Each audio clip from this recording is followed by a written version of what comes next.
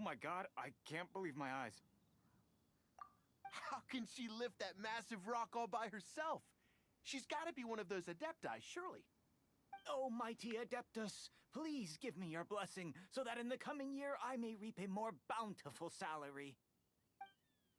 This is top tier in size and quality, and the condition it's in is quite simply immaculate. Congratulations, this item is approved for submission. I'm going to award you full marks for the Sunset Vermilionite item. May I take your name? My name isn't important. I'm not even here to compete. I was just delivering this for some other people.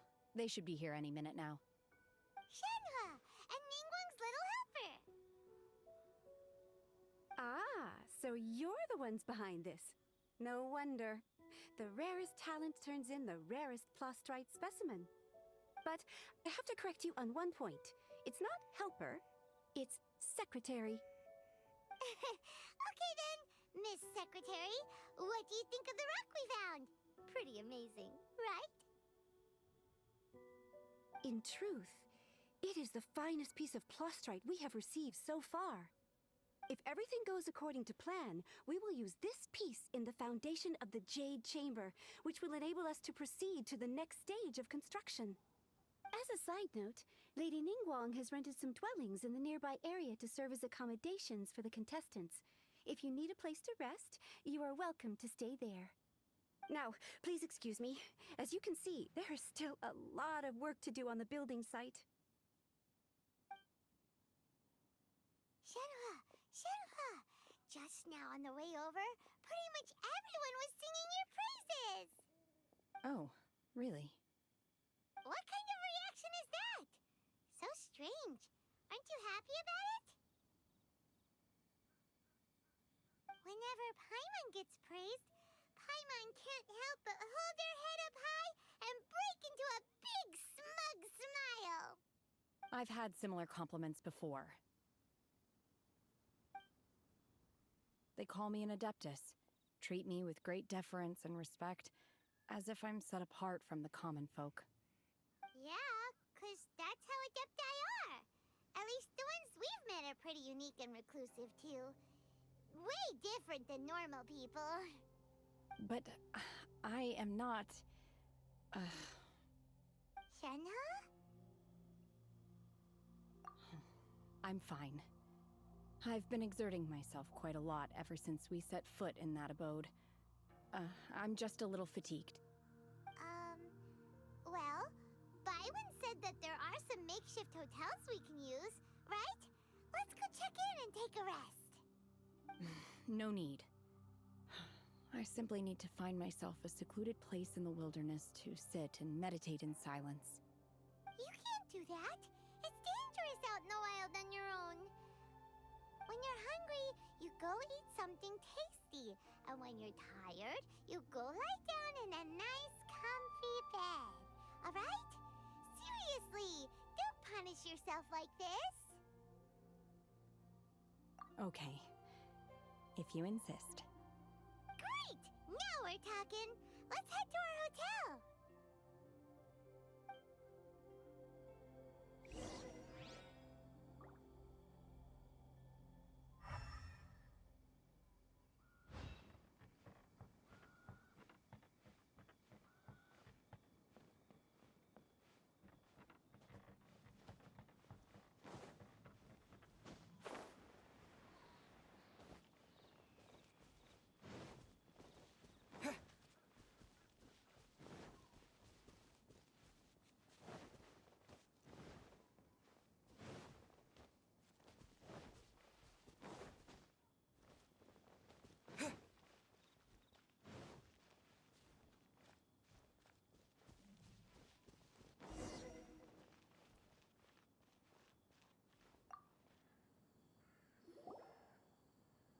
Hi there.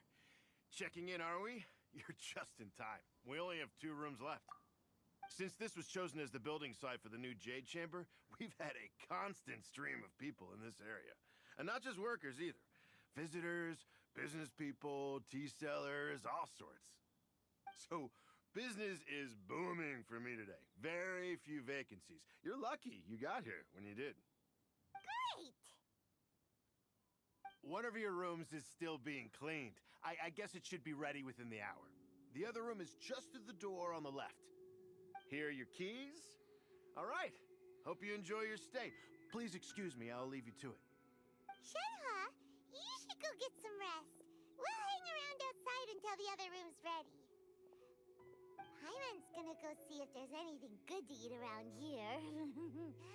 Paimon couldn't help but notice one of the guests walk in with a huge grilled chicken drumstick before. Let's buy one for Shenhe too. She can have it as a midnight snack, or save it for breakfast tomorrow. All right. I will head to my room for now. If you need anything, don't hesitate to disturb me. I'm a light sleeper. I will hear if you knock on the door. See you tomorrow.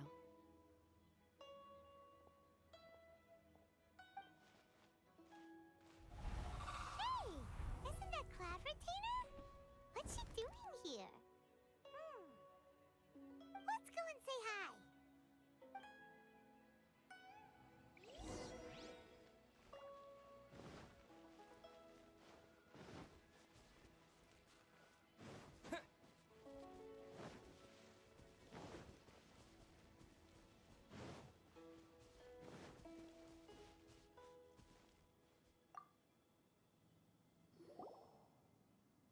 One trusts you have met Shenhe.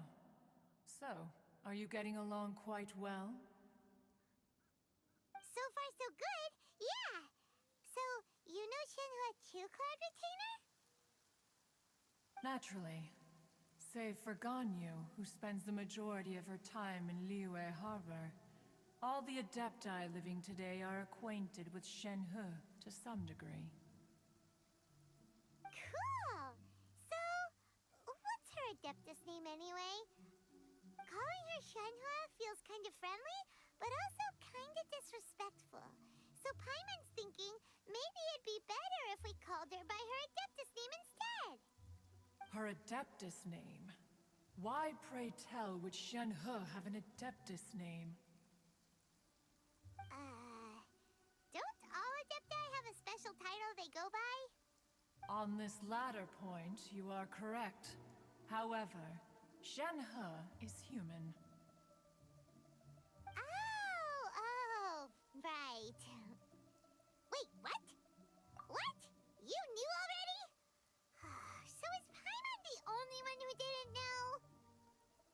Do you mean to say that she presents differently from ordinary human beings? Well, to start with, her problem-solving methods are extremely direct. Ah, yes. She was like this all those years ago when one first met her. In this respect, she has not changed. One first found Shenhe by chance in a cave. One was passing by and sensed the presence of a god's remains. Being of an ever-vigilant disposition, one entered immediately to inspect the scene. Inside was Shenhe, then aged around 6 years old. In her hand, she held a dagger with which she was confronting a monster that was the god's remains incarnate. That sounds so dangerous. When one arrived, she had already been locked in confrontation with this monster for several days. Most mortal children are fragile, both physically and mentally, and are highly reliant on their parents for survival. But not so her.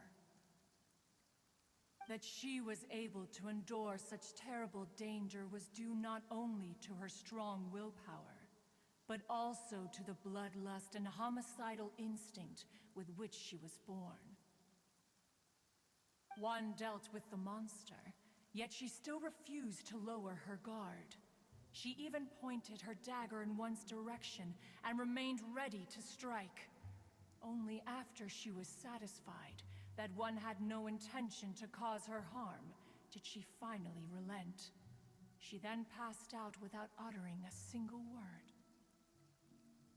In other words, if you hadn't passed by that day, Shenhe might have... Not necessarily. Upon one's arrival, one could sense that the god's wrath was gradually receding. Even had the stalemate continued, one suspects that Shenhe may have still emerged the victor of the confrontation. That's still so dangerous, though. Why was a tiny little kid battling against the wrath of a god in the first place? Alas, the mortal world is rife with suffering of every kind.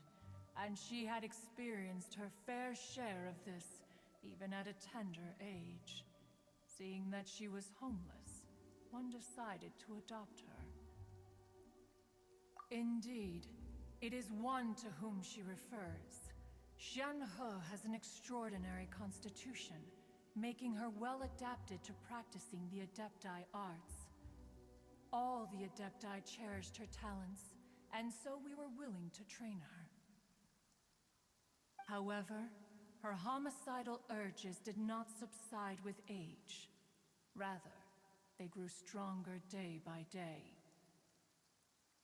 Mooncarver once performed a divination for her. He declared that her fate is to bear the curse of calamity.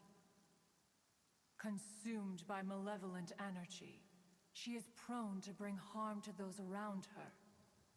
Such is the magnitude of the danger this poses, that her soul must be bound with red ropes to keep her homicidal instinct at bay. The red ropes have indeed served to keep her calmer and more content. They also seem to have rendered her somewhat inexpressive. Perhaps the red ropes are so powerful that they have suppressed some of her other emotions as well.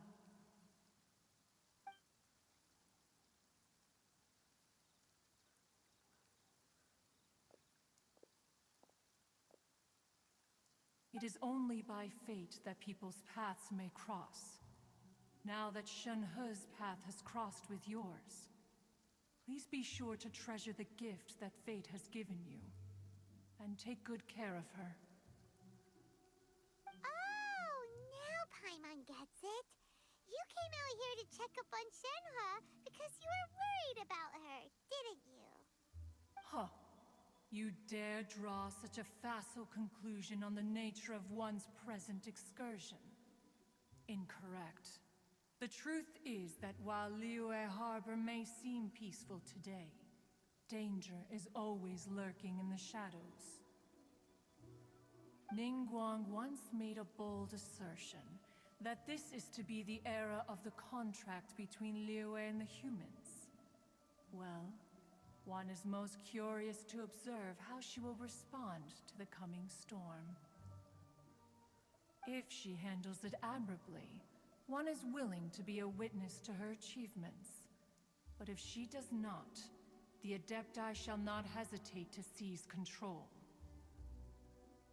Let us conclude our conversation here for today. One has occupied enough of your time, and night is approaching. Be sure to get ample rest.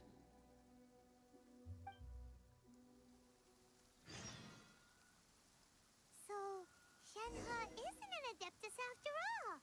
She just grew up around the adepti. Oh, no wonder she doesn't like being treated as an adeptus. Having everyone falling over themselves to show their respect all the time must be kind of hard to deal with. A human raised by the Adepti is precisely what Liyue needs right now. It is also what the Adepti wish to give to Liyue.